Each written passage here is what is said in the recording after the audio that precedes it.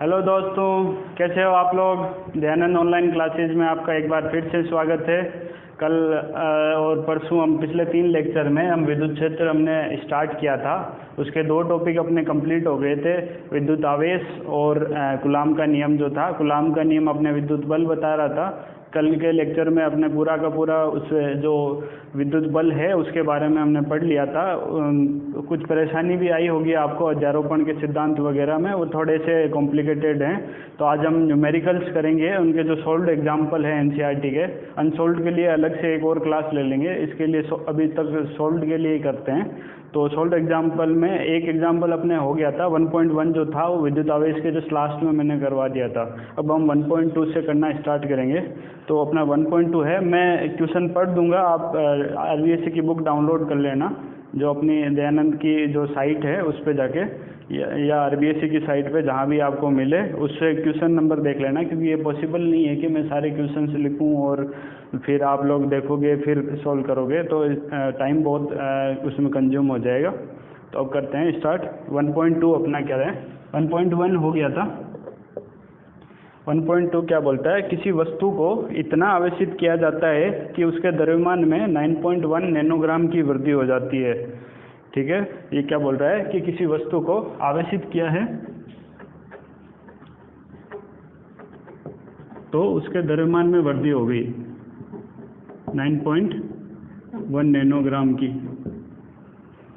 ठीक है, तो इसमें तब पूछ रहा है ये कि कितने इलेक्ट्रॉन वस्तु को दिए गए और आवेश के मान में का मान और उसकी प्रकृति बताइए। तो कितने इलेक्ट्रॉन, तो पहली चीज़ हमने देखी थी जब हम आवेशन की विधियां पढ़ी थी, उसके बाद हम देख रहे थे कि जब कोई वस्तु ऋणात्मक आवेशित होती है तो उसके द्रव्यमान में वृद्धि हो जाती है, और कोई इलेक्ट्रॉन त्यागता है, धनात्मक आवेशित हो रही है, तो उसको द्रव्यमान में कमी आ रही है। तो ऐसे ही यहाँ पर ये आवेशित किया हमने तो उसके द्रव्यमान में ये वृद्धि हुई, मतलब इसको ऋणात्मक आवेश दिया हमने तभी इसके द्रव्यमान में वृद्धि होगी।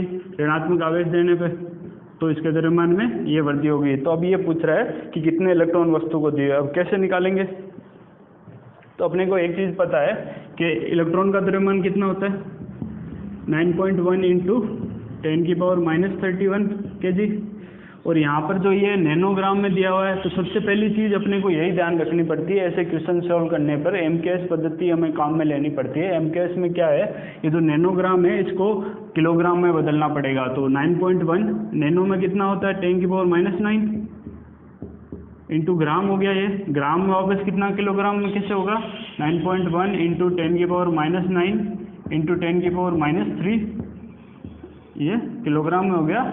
तो अपना जो ये आ रहा है 9.1 इंटू 10⁻⁻12 किलोग्राम। इतना ये द्रव्यमान में वृद्धि हो रही है।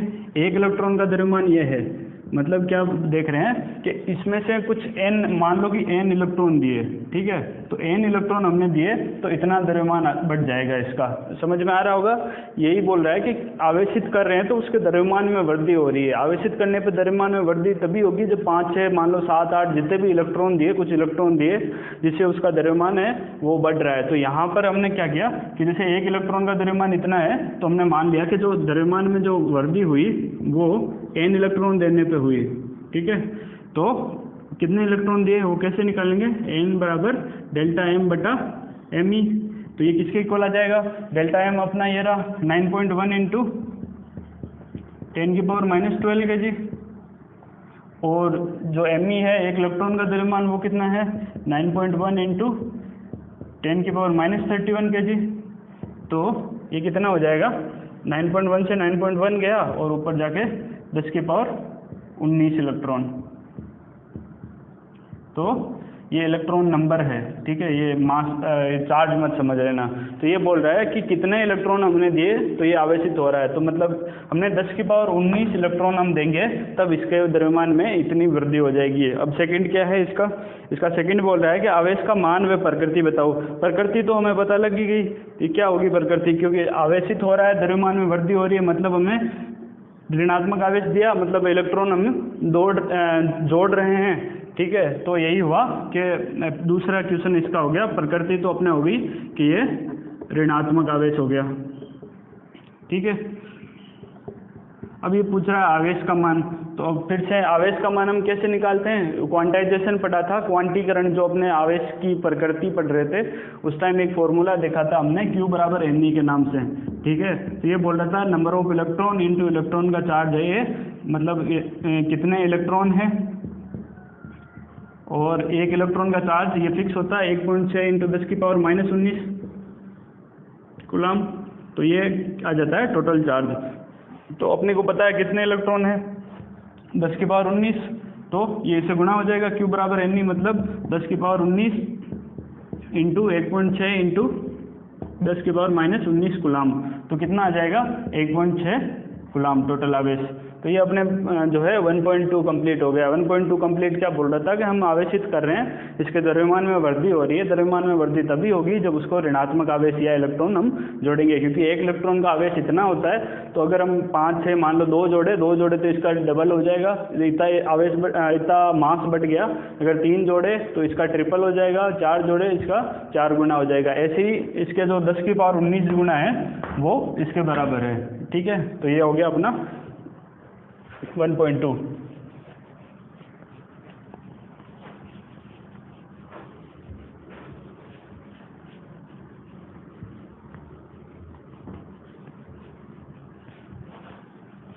अब 1.3 पे आते हैं।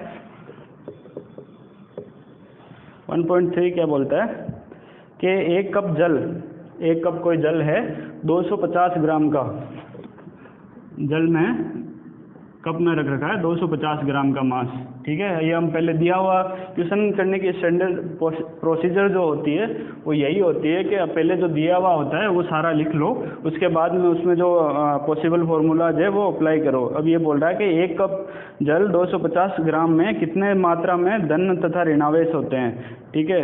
अब जल का अपने को पता है, जल का अणुसूत्र क्या होता है? H2O। तो मतलब 2 हाइड्रोजन होते हैं इसमें और एक ऑक्सीजन परमाणु होता है। हाइड्रोजन परमाणु में कितने इलेक्ट्रॉन कितने प्रोटॉन होते हैं? हाइड्रोजन में होता है 1 इलेक्ट्रॉन और 1 प्रोटॉन। ऑक्सीजन में कितना होता है? 8 इलेक्ट्रॉन और 8 प्रोटॉन। तो इसमें कितने हो गए टोटल? 1 इलेक्ट्रॉन 8 इलेक्ट्रॉन, मतलब 10 तो इलेक्ट्रॉन हो गए, ठीक है। और 1 प्रोटॉन और 8 प्रोटॉन, मतलब 10 प्रोटॉन हो गए। ये अपने को साफ ही दिख रहा है कि क्योंकि H2O है वो उदासीन है, मतलब इलेक्ट्रॉन और प्रोटॉन का नंबर है वो इक्वल है। अब ये बोल रहा है कि उसमें कितने इलेक्ट्रॉन और कितने वो है प्रोटॉन होंगे, धनावेश और कितने ऋणावेश होंगे। तो पहले क्या करना है, धनावेश और ऋणावेश निकालने के लिए हमें सबसे बड़ी चीज़, पहली चीज़ क्या होती है, अपने को नंबर पता है कि 10 इलेक्ट्रॉन है 10 प्रोटॉन है, तो अपने को Q बराबर NE अप्लाई करना है, मतलब कुल आवेश निकालने के लिए। तो अपने को क्या चाहिए? N चाहिए। और यहाँ पर क्या है, M अपने को जो दिया हुआ है वो ग्राम में दिया हुआ है, तो इससे हम N कैसे निकालेंगे? तो आपने केमिस्ट्री पढ़ी होगी, मोल कंसेप्ट का जो चैप्टर आता है 11th क्लास में, उसमें ये आता है कि नंबर ऑफ मोल्स जो होते हैं किसी परमाणु के या किसी अणु के, उसको अगर अवोगाड्रो नंबर Na उसको हम अवोगाड्रो नंबर Na से अगर मल्टीप्लाई कर दें तो उसमें जो नंबर ऑफ जो टोटल नंबर ऑफ इलेक्ट्रॉन्स है या जो परमाणु है उनकी संख्या आ जाएगी। तो यहाँ देखो कि टोटल H2O के, अगर 250 ग्राम में H2O के नंबर निकालना है हमें कि H2O के कितने अणु हैं, तो N निकालने के लिए नंबर ऑफ मोल्स निकालेंगे। नंबर ऑफ मोल्स कितने हो जाएंगे? H2O का जो ग्राम में बार कितना दिया हुआ है? 250 ग्राम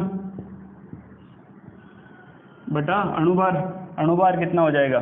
H2O के लिए आपको पता ही होगा 18 होता है, और Na अवोगाड्रो नंबर कितना होता है? 6.023 इंटू 10⁻23। तो ये कितने परमाणु हो जाएंगे? निकाल लो। ये हो जाएगा मल्टीप्लाई कर आगे मैं डायरेक्ट लिख देता हूँ, ये आ जाएगा अपने, इसमें किया हुआ नहीं है, चलो आगे देख लेते हैं। तो एक काम करते हैं, इसको ऐसे ही रख लेते हैं, फिर आगे आवेश निकालने के लिए हम इसके पुट कर देंगे ऐसे। Q बराबर NE हो गया, N की जगह ये पुट कर दो, 250 बटा 18 इंटू 6.023 इंटू 10⁻23। ये अपना N हो गया, ये नंबर ऑफ जो H2O परमाणु है। फिर H2O में कितने इलेक्ट्रॉन और कितने प्रोटॉन है, तो 10 इलेक्ट्रॉन है, तो H2O एक H2O के नंबर परमाणु हो गए, उसमें 10 इलेक्ट्रॉन परमाणु, तो ये टोटल इलेक्ट्रॉन की संख्या होगी। और इसको कर लो 1.6 इंटू 10⁻⁻19 से, तो ये टोटल चार्ज आ जाएगा। ये आपको समझ में आया नहीं होगा, एक बार वापस बता देता हूँ कि पहले हम क्या करते हैं, इसमें जो ग्राम में बार अपने को दिया हुआ है, ठीक है, H2O का जो ग्राम में बार जितना कप के अंदर H2O है वो कितना है, वो हमें दिया हुआ है। H2O अगर कप में दिया हुआ है तो उसका फिर हम क्या करना है कि अणुभार अपने को पता है, तो अपने क्या करना है, उसकी नंबर निकालने के कप में कितने जो H2O के अणु हैं वो कितने हैं। अब एक H2O के अणु में हमने देखा कि 10 इलेक्ट्रॉन है, तो अपने को पहले पता लगा कि number of moles into Avogadro संख्या जो है, एवोगैड्रो नंबर बोलते हैं इसको, अवोगाद्रो संख्या है, उससे मल्टीप्लाई करते हैं। अगर मोल्स को, ये ग्राम पर मोल में होता है जो अणुभार होता है, तो अगर मोल्स को इससे मल्टीप्लाई करते हैं तो क्या होता है, ये नंबर दे देता है। तो H2O के अणु इतने आ गए अपने पास, ठीक है, एक कप के अंदर। अब क्या करना है कि एक H2O के अणु में 10 इलेक्ट्रॉन है, तो इसको 10 से मल्टीप्लाई करेंगे तो अपने इलेक्ट्रॉन का नंबर आ जाएगा, तो इतना उस पर ऋणावेश है, ये कैलकुलेशन हो जाएगी। अब 10 ही प्रोटॉन है तो यहाँ 10 P से मल्टीप्लाई कर लो इलेक्ट्रॉन की जगह, तो वो क्या आ गया, प्रोटॉन का नंबर आ गया। तो मतलब बराबर इलेक्ट्रॉन और बराबर प्रोटॉन है और ये टोटल आवेश आ जाएगा, ठीक है। ये अपने इलेक्ट्रिक चार्ज से संबंधित जो एग्जाम्पल है, सोल्ड एग्जाम्पल, वो हो गए। अब हम कूलाम के नियम से संबंधित कुछ एग्जाम्पल देख लेते हैं।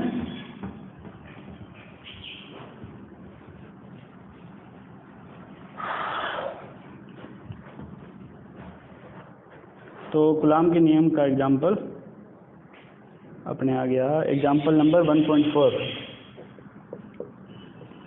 ये क्या बोल रहा है 1.4 कि हाइड्रोजन परमाणु में इलेक्ट्रॉन तथा प्रोटॉन के बीच की दूरी 5.3 इंटू 10⁻⁻11 मीटर है। इलेक्ट्रॉन, एक इलेक्ट्रॉन दे रखा है अपने को चार्ज, इलेक्ट्रॉन, और दूसरा चार्ज है प्रोटॉन, ठीक है। इनके बीच की दूरी दे रखी है, वो कितनी दे रखी है, 5.3 इंटू 10⁻11 मीटर। ये अपने को दूरी दे दी। अब क्या बोल रहा है ये कि उनके मध्य विद्युत आकर्षण बल का परिकलन कीजिए। अब अपने विद्युत आकर्षण बल देखा था, क्योंकि इलेक्ट्रॉन और प्रोटॉन है, माइनस और प्लस है, तो ये एक दूसरे के दोस्त हैं, मतलब इनमें आकर्षण होगा। एक चीज़ तो अपने को पता लगी। अब इनमें आकर्षण बल है, जो बल होता है वो कितना होता है, कल हमने देखा था Ke into Q1 Q2 upon R²।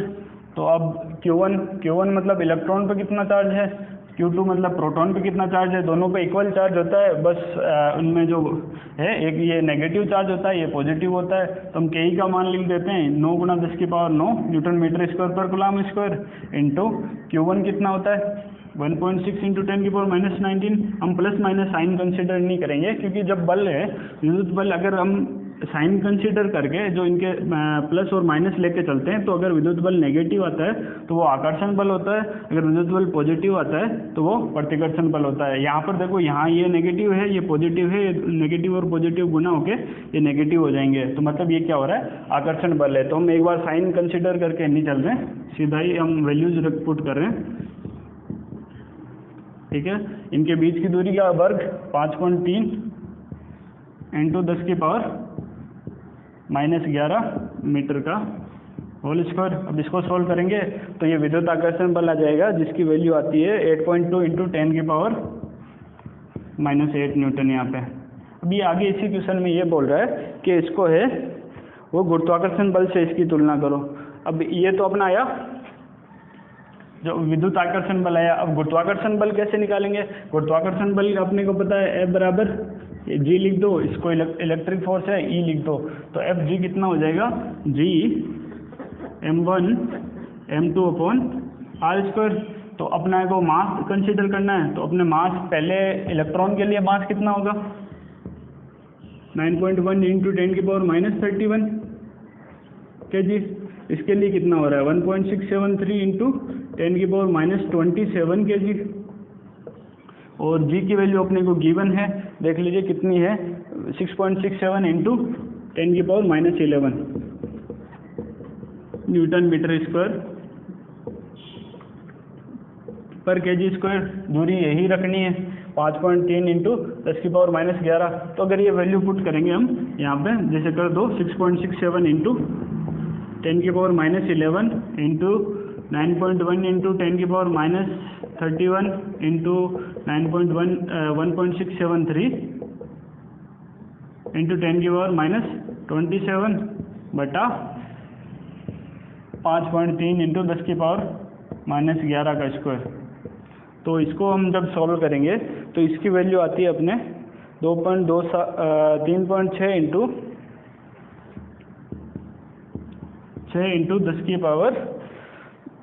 10⁻47 Newton आती है। ठीक है, तो अब इनका कंपेयर करना है। अगर हमें जो इलेक्ट्रिक फोर्स आया अपने ये आया, और जो ये गुरुत्वाकर्षण बल आया वो ये आया, देख लियो इसमें जो फ़र्क आ रहा है वो कितना बड़ा आ रहा है। ये किस लिए आ रहा है कि अगर हम आप लोगों ने 4 टाइप के बल पढ़े होंगे तो उसमें ये देखते हैं कि जो सबसे वीक फोर्स जो होता है वो यही होता है। ये बड़े प्लैनेट्स के लिए काम में आता है, जो बड़े बड़े जैसे अर्थ है और चंद्रमा है, इनके बीच जो लग रहा है। जो छोटे छोटे मासेज हैं जो 10⁻31 है, 10⁻27 में है, उनके लिए इनकी जो वैल्यू आती है गुरुत्वाकर्षण बल की वो बहुत ज़्यादा कम आती है। तो यही रीज़न है। अब इनका रेशियो निकालना है और FE/FG हो जाएगा। आई होप ये भी समझ में आ गया होगा। तो इसमें सीधा सीधा यही बोल रहा है कि इलेक्ट्रॉन और प्रोटॉन है वो इसकी इतनी दूरी पर रखे हुए हैं, इनके मध्य विद्युत बल और गुरुत्वाकर्षण बल कितना होगा। विद्युत बल कैसे निकालते हैं, इनके जो चार्ज है KE/Q1 Q2/r², के की वैल्यू अपने ऑलमोस्ट बताई थी कल के, ऑलमोस्ट नियरली इक्वल्स टू ये है 9 इंटू 10⁹ 9 गुणा 10⁹9 न्यूटन मीटर स्क्वायर पर कूलम स्क्वायर के बराबर होती है। इलेक्ट्रॉन और प्रोटॉन दोनों पे चार्ज यही होता है और इनके बीच की दूरी का वर्ग किया तो अपने ये वैल्यू आ जाएगी। ऐसे ही हमने गुरुत्वाकर्षण बल सॉल्व कर लिया। तो ये अपना 1.4 हो गया। और इसके बाद अगला हम देखते हैं 1.5।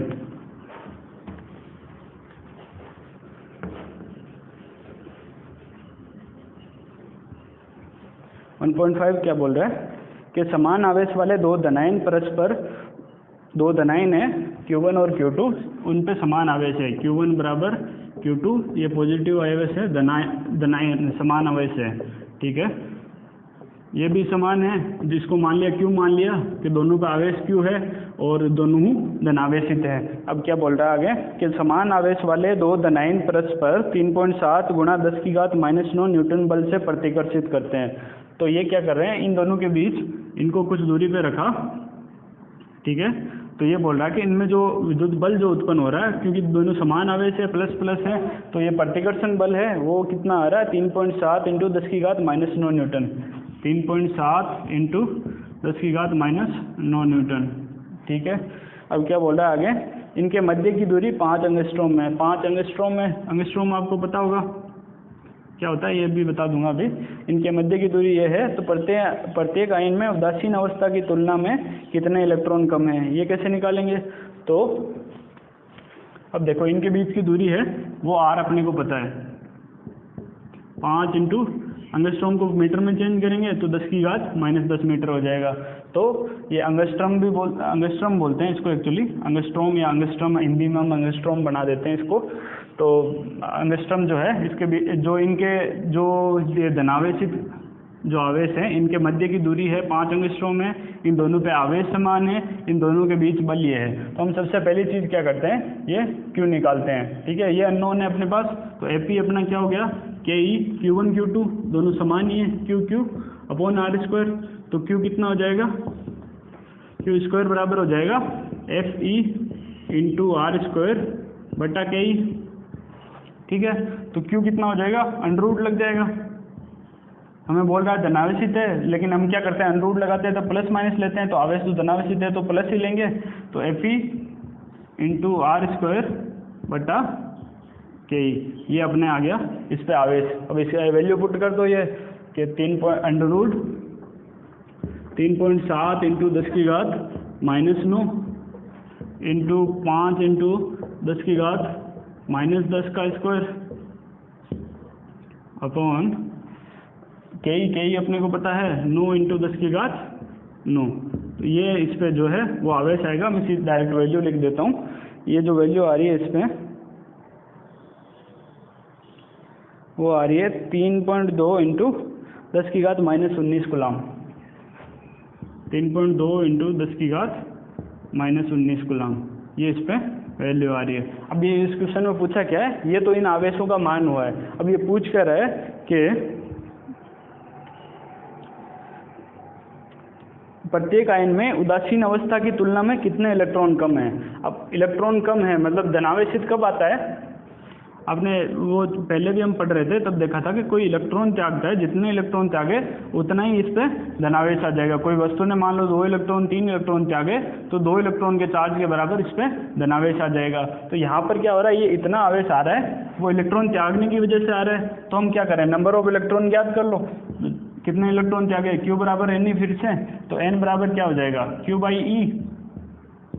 Q कितना है 3.2 इंटू 10⁻⁻19 कूलम और E कितना होता है 1.6 इंटू 10⁻⁻19 कूलम, तो ये कितना आ गया 2।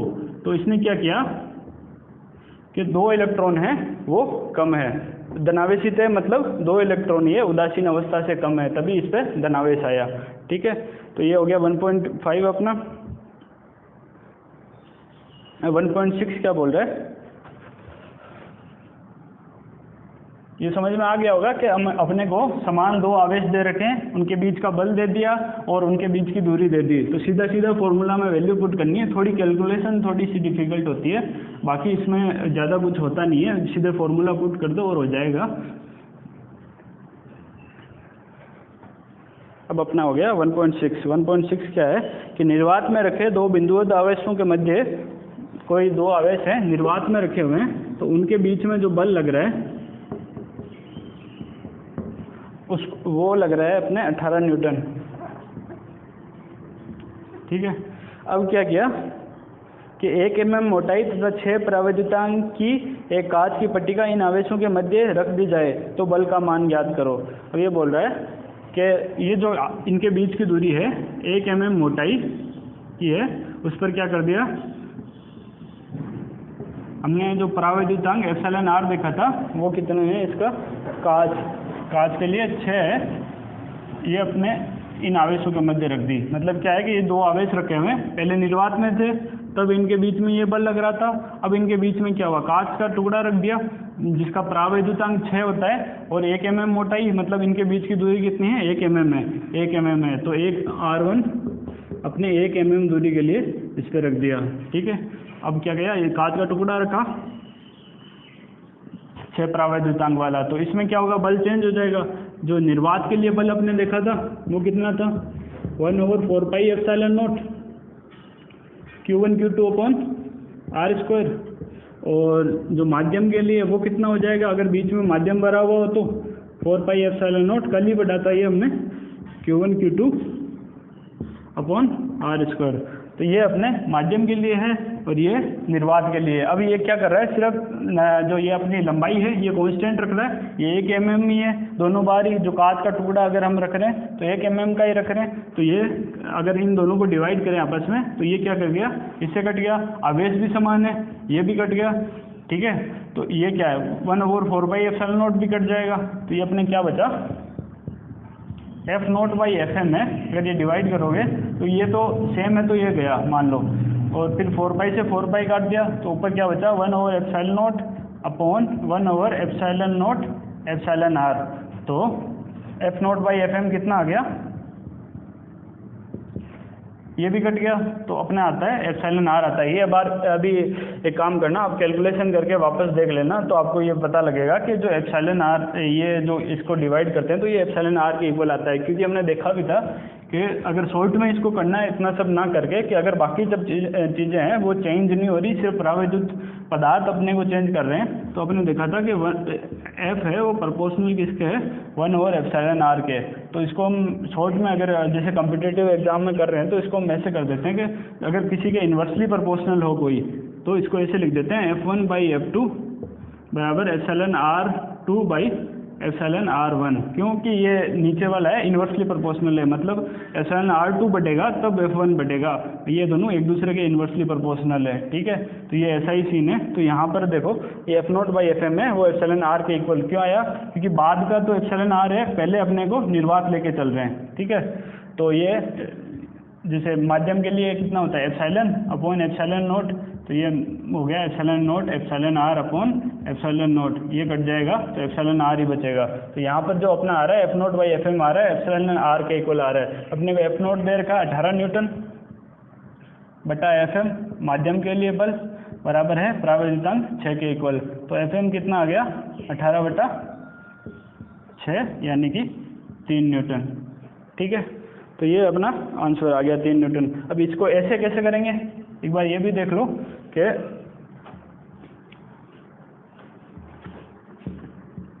F1 बाई F2 देख रहे थे हम एप्सिलॉन R2 बटा एप्सिलॉन R1। जो स्टार्टिंग में क्या अपने पास निर्वात है तो एप्सिलॉन R कितना होता है निर्वात के लिए 1, अपने को बाद में दे रखा है 6, ये दे रखा है 18, तो वैसे के वैसे ही यही आ गया कि मतलब F1 बाई F2 कितना आ गया 6 के इक्वल आ गया, क्योंकि इनिशियली निर्वात है, निर्वात के लिए प्रावैधितांक है वो 1 होता है। यही अपना 1.6 हो गया। ये इजी क्वेश्चन है, सीधे फॉर्मूला में वैल्यू पुट करनी आनी चाहिए आपको, बाकी ज़्यादा कुछ है नहीं इनमें। अगर किसी को समझ में नहीं आता तो कमेंट में बता सकते हैं, मैं दोबारा भी बता दूंगा, और ये आप वीडियो को वापस भी देख सकते हैं। 1.7 पे आते हैं हम। 1.7 बोल रहा है कि एक बिंदु आवेश Q1 बराबर 2 कूलाम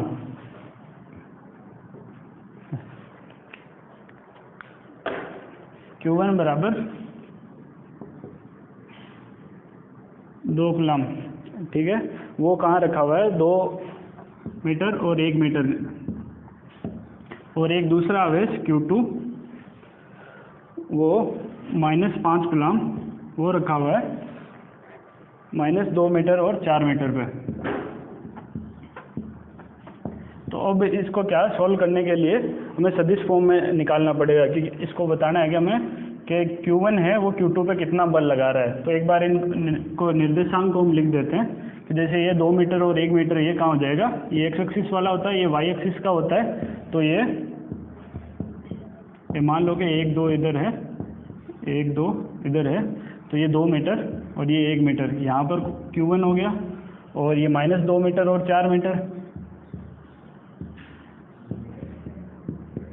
तो ये -2 और ये 4 मीटर, ये अपना Q2 हो गया।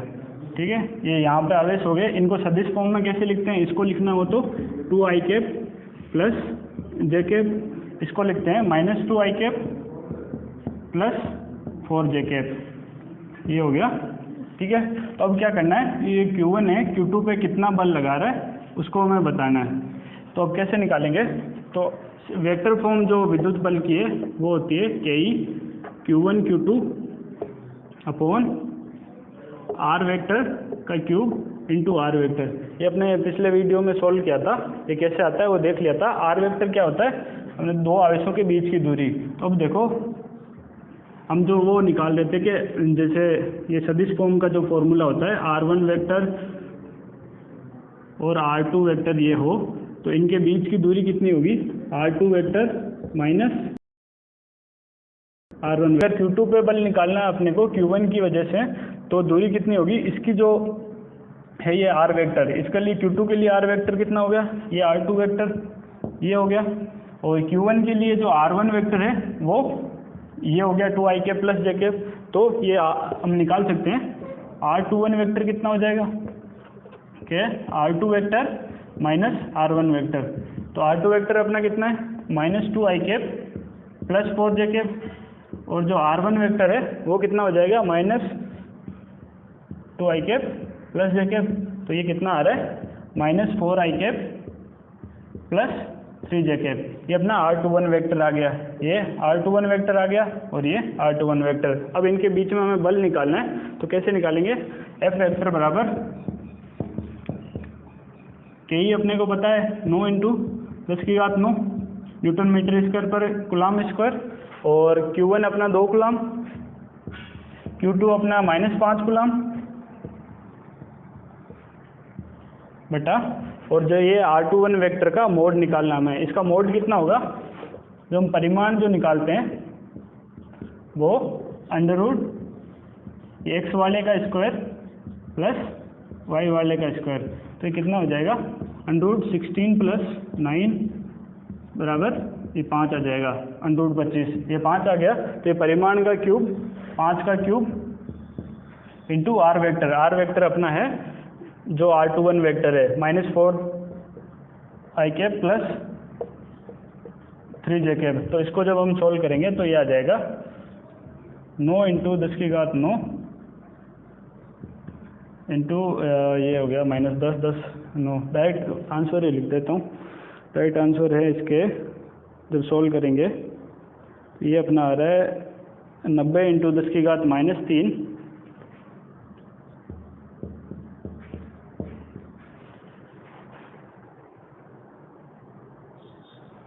ठीक है, बटा ये जो मोड है 25, 25 पान 125 इंटू -4i प्लस 3j। अब एक चीज़ देखो कि ये माइनस है और ये प्लस है, तो ये क्या होगा, आकर्षण प्रकृति का होगा। तो इसका हम अगर सदिश फॉर्म में ले रहे हैं तो इसका माइनस साइन भी कंसीडर करेंगे। तो ये माइनस साइन आगे आ गया, तो ये माइनस साइन यहाँ अंदर गुना हो जाएगा। तो ये कितना आ रहा है 90/125 इंटू 10⁻−3 और ये यहाँ मल्टीप्लाई हो गया 4i माइनस 3j। ये अपना बल आ रहा है। तो ये जो विद्युत बल जो Q1 है वो Q2 पे कितना लगा रहा है, ये इतना बल लगा रहा है। इसको सोल्व करने पे जो भी आंसर आए, तो अब ये थोड़ा कॉम्प्लिकेटेड हो गया होगा। एक बार वापस शॉर्ट में रिवाइज कर देता हूँ कि अपने क्या है कि दो आवेश है, एक Q1 है, ये Q2 है। इसका जो Q1 का जो निर्देशांक है वो अपना है 2 मीटर और 1 मीटर। तो ये जो R1 वेक्टर है वो उस हिसाब से हो जाएगा 2i प्लस j। वैसे ही R2 वेक्टर है जो Q2 के निर्देशांक के हिसाब से कितना हो जाएगा -2i प्लस 4j। तो हमने R21 वेक्टर निकालना है जो इन दोनों के बीच की दूरी है वेक्टर फॉर्म में। तो वो क्या होगा, इसमें से इसको घटा देंगे, इसमें से इसको घटाया तो ये अपना आ गया -4i प्लस 3j। फिर इसका जो परिमाण निकालना है अपने नीचे जो है वो इसमें जो सदिश फॉर्म है नीचे क्यूब आता है, परिमाण का क्यूब। तो हम परिमाण के क्यूब लिखेंगे। तो परिमाण इसका कैसे निकालते हैं, जैसे कोई भी xi प्लस 4j हो, yj हो, तो उसका परिमाण कैसे निकालते हैं, √x² प्लस y²। तो यहीं पर ऐसे ही जो -4i प्लस 3j है उसका अगर परिमाण निकालेंगे तो अपने आएगा 5। ठीक है, तो फिर हम वैल्यूज पुट करते जाएंगे और फाइनल आंसर अपना ये हो जाएगा। तो Q1 है वो Q2 पे कितना बल लगा रहा है, ये बल लगा रहा है। ठीक है, अगला क्वेश्चन करते हैं हम।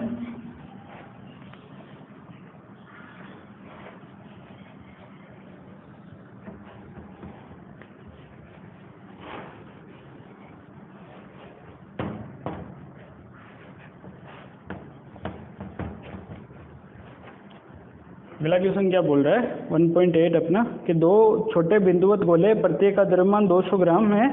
दो गोले हैं, प्रत्येक का द्रव्यमान 200 ग्राम है। एक उभयनिष्ठ बिंदु से दो कुचालक धागों जिनकी प्रत्येक की लंबाई 40 सेंटीमीटर है द्वारा लटकाए गए हैं।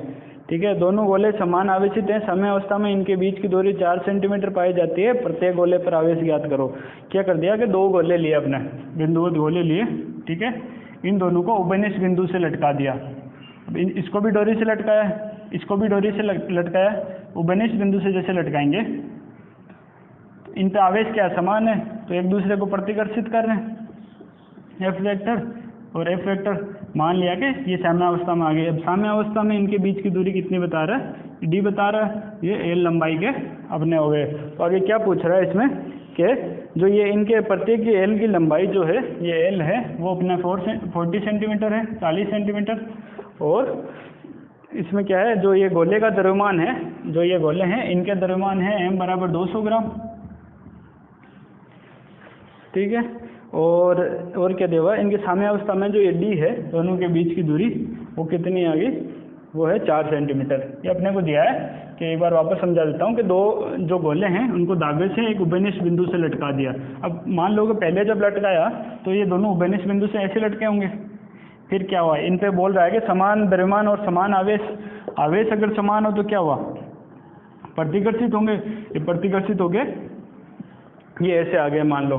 ठीक है, अब ये मान लिया ये अपना जो कोण है वो अपना थीटा है, थीटा और थीटा इनके बीच मिडिल पॉइंट से हम देख रहे हैं साम्यावस्था की स्थिति में। तो अपने को निकालना क्या है इसमें, ये बोल रहा है कि प्रत्येक गोले पर आवेश ज्ञात करो।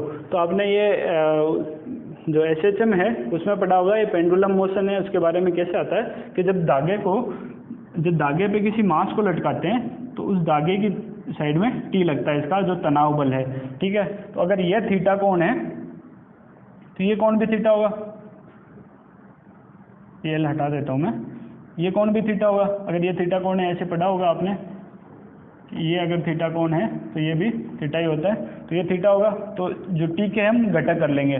ठीक है, ये हो गया अपना टी कोस थीटा, जो थीटा के साथ वाला होता है वो कोसाइन हो जाता है, टी कोस थीटा। जो दूसरी साइड वाला है वो हो गया टी साइन थीटा। अब ये इसका कुछ मास है, मास की वजह से नीचे एक बल लगेगा, वो कितना है, जो टी कोस थीटा के बिल्कुल विपरीत लग रहा है, वो mg लगेगा। और जो टी साइन थीटा है वो इस साइड लग रहा है, और इसका जो प्रतिकर्षण विद्युत बल जो लग रहा है इस पे क्यू आवेश की वजह से वो इस साइड लग रहा है। तो हम एक बार इक्वेशन लिख लेते हैं। जैसे टी कोस थीटा के अपोजिट कौन सा लग रहा है, mg। न्यूटन के नियम से ऐसे ही लिखते हैं, टी कोस थीटा बराबर अपना हो गया mg। और दूसरा क्या बोल रहा है कि जो ये टी साइन थीटा है उसके विपरीत कौन सा लग गया, अपना जो प्रतिकर्षण विद्युत बल है, तो टी साइन थीटा बराबर एफ। ठीक है, तो हमने क्या किया, इस इक्वेशन में से इसको डिवाइड कर दिया, या इसमें से किसी को भी कर दो। टेन थीटा हम निकाल लेते हैं एक बार, कि इस इक्वेशन में से इसको हमने डिवाइड कर दिया, तो टी साइन थीटा बटा टी कोस थीटा बराबर एफ बटा mg। तो टी से टी गया, टेन थीटा अपने कितना आ गया, टेन थीटा बराबर एफ बटा mg। एफ क्या है, विद्युत बल है। विद्युत बल कितना हो जाएगा, अगर समान द्रव्यमान है तो के ई क्यू स्क्वायर बटा डी स्क्वायर, दोनों के बीच की दूरी डी है यहाँ पे, बटा mg। तो अपना जो टेन थीटा है वो कितना आ रहा है, के ई क्यू स्क्वायर बटा डी स्क्वायर mg। ये टेन थीटा आ गया। अब ये थीटा क्या होता है, ऐसे केसेज में एक ये माइनर ही चेंज होता है। इसमें क्या होता है कि थोड़ा सा ही बदलाव होता है। जब ये पेंडुलम मोशन देखी होगी तो आपने देखा होगा कि ये थीटा होता है वो बहुत स्मॉल होता है, बहुत कम होता है। तो जब थीटा बहुत ही स्मॉल हो तो टेन थीटा है वो अपना साइन थीटा के इक्वल हो जाता है, nearly equals to sine theta. ये जो साइन थीटा है यहाँ पर देखो, ये एक त्रिभुज बन रहा है अपना, इसको मैं ऐसे बनाऊँ तो एक समकोण त्रिभुज है, ये यहाँ पर 90 डिग्री, ठीक है, ये 90 डिग्री वाली लाइन है। ये जो कर्ण है वो L है, ये अपना आधार हो गया। आधार कितना है, D पूरा है, तो इसका आधा कितना हो जाएगा, D/2। ठीक है, और अपना जो कोण है ये है, ये वाला थीटा है, तो साइन थीटा कितना हो जाएगा, लंब बटा कर्ण, तो ये हो गया D/2 बटा L। ठीक है, ये वापस आ गया होगा कि ये देखो अपना ये आधार है, ये लंब, ये कर्ण हो गया और ये लंब हो गया। लंब कितना हो जाएगा, इसका आधा, ये पूरा d है, दोनों आवेशों के बीच की दूरी जो साम्य अवस्था में आ रही है वो d है, तो ये कितना हो गया, D/2 हो गया। ठीक है, तो ये साइन थीटा कितना हो जाएगा, लंब बटा कर्ण, लंब बटा कर्ण मतलब D/2 बटा L, तो ये हो गया D/2L। तो इसको भी यहाँ पुट कर दो कि D/2L बराबर के ई क्यू स्क्वायर बटा डी स्क्वायर mg। तो अपना क्यू स्क्वायर किसके इक्वल आ गया, क्यू स्क्वायर बराबर D cube mg upon 2L के ई। अब क्यू कितना आ गया, अंडर का D cube mg upon 2L के ई। ठीक है, अब ये वैल्यूज पुट करते जाएंगे। अपने को d दिया हुआ है, d अपने को 4 सेंटीमीटर दिया हुआ है, इसको मीटर में चेंज करना पड़ेगा, 4 × 10⁻² मीटर। ये डी क्यूब हो जाएगा। m कितना है, m अपने को 200 ग्राम दिया हुआ है, इसको भी वापस किलोग्राम में चेंज करो, 200 × 10⁻³ किलोग्राम। ठीक है, और g अपने को वैल्यू फिक्स होती है, g हमेशा जो गुरुत्वाकर्षण है, गुरुत्वीय त्वरण है, वो होती है 9.8 मीटर/सेकंड²। ठीक है, और अपना L दिया हुआ है, लंबाई भी 40 सेंटीमीटर दी हुई है, इसको भी चेंज कर लो, 40 × 10⁻² मीटर। और के ही अपना 9 × 10⁻9 है। तो इसको हम सोल्व करेंगे तो आंसर आ जाएंगे अपने क्यू की जो वैल्यू आ रही है वो आ रही है 4/3 × 10⁻⁷ कूलम।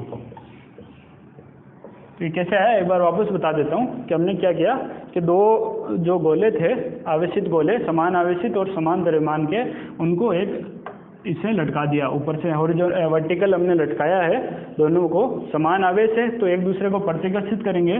तो ये जो साम्यावस्था में जब प्रतिकर्षित करके, ये कंडीशन ऐसी आएगी जब ये पहले तो मूव करेंगे स्टार्टिंग में क्या हुआ, प्रतिकर्षण से ये ऐसे थे तो ये ऐसे मूव करते जाएंगे, फिर ये कंडीशन ऐसी आएगी साम्यावस्था कंडीशन, मतलब ये रुक गए, ये यहीं पर रुक गए, ये स्थिर आवेश बन गए। तो स्थिर आवेश बने हुए हैं और इन दोनों के बीच जहाँ ये स्थिर बने हुए हैं इनके बीच की दूरी d है। और फिर क्या हुआ, हमने तनाव निकाला, तनाव होता है वो केंद्रीय बल है, तनाव भी एक, तो ये क्या है, इस धागे जहाँ से धागा बांधा हुआ है, जहाँ से धागा बांधा हुआ होता है ये उस साइड ही लगता है, तो ये धागे की जो लाइन है उसके अनुदिश लग रहा है, तो ये तनाव बल हो गया। जस्ट अपोजिट यहाँ पर mg लग रहा है, क्योंकि ये अगर ऐसे लटकाए हुए हैं तो हमेशा ही मास की वजह से जो वेट फोर्स आता है, जो पृथ्वी के गुरुत्वीय त्वरण की वजह से जो बल आता है वो हमेशा लगता है, वो हो गया mg। ठीक है, तो ये हो गया। फिर अभी ये थीटा कोण है, ये हमने कोण मान लिया एक आधे बीच में, यहाँ d/2 है, d/2 एक थीटा कोण निकाला, तो ये कोण भी थीटा हो जाएगा। तो उस वजह से दो घटक कर लिए, t cos थीटा और t sin थीटा, फिर इनको है वो घटकों को इक्वल कर दिया न्यूटन के नियम से। ये देखो क्षैतिज जो घटक है वो f और t sin थीटा आ रहे हैं, तो अगर साम्यावस्था में कोई त्वरण नहीं है तो f बराबर t sin थीटा हो गया। जो वर्टिकल जो घटक है, ऊर्ध्वाधर जो घटक है वो t cos थीटा और mg है, तो वो दोनों इक्वल हो गए। तो इन दोनों को फिर सोल्व करते जाएंगे, mg की वैल्यू पुट की, फिर tan थीटा, अगर थीटा स्मॉल है तो sin थीटा के इक्वल हो गया था, वो कैसे हुआ हमने बता दिया था, फिर सोल्व करते जाएंगे और इनका वैल्यू आ जाएगी। ठीक है, ये अपना हो गया 1.7। ये जो नॉर्मल क्वेश्चन है कूलाम के नियम के, वो अपने कंप्लीट हो गए। इसके बाद जो आ रहे हैं कूलाम के नियम से संबंधित जो अध्यारोपण का सिद्धांत अपने लास्ट में पढ़ा था, वो जो थोड़ा बहुत कॉम्प्लिकेटेड भी था, उसके क्वेश्चंस आ जाते हैं।